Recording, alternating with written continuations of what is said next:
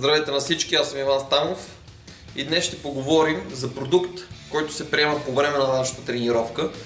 Нашумяло е, виждате всички в фитнес залите, че се разхождат с бутилки или шейкъри, пълни с различни цветове течности. Често си задавате въпросите какво е това. В повечето случаи това са аминокиселини или BCA или есенциални.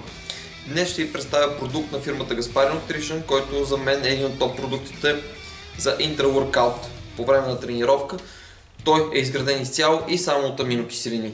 Преди да ви запозная с този продукт, първо ще кажа защо е необходимо да използваме аминокиселини по време на нашата тренировка.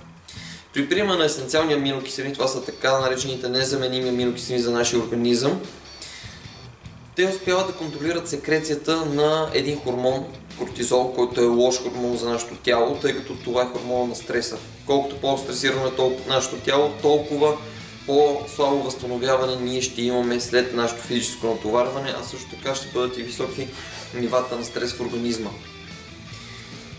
Приема на подобни продукти по време на нашата тренировка контролира секрецията и не намалява почти до минимум.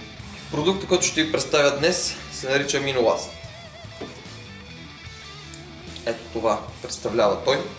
Съдържа 30 дози, като вътре ще откриете както всички незаменими аминокиселини за организма, така и специален бленд от всички комплексни аминокиселини.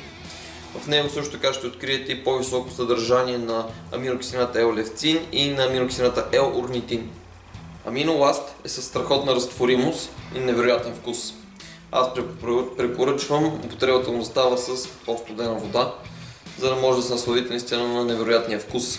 Предлага се в няколко, които може да откриете в цялата магазинна мрежа на фирма HealthStore, също така и на нашия онлайн сайт healthstore.bg. Следете ни във Facebook, както и в нашия YouTube канал. До нови срещи, приятели!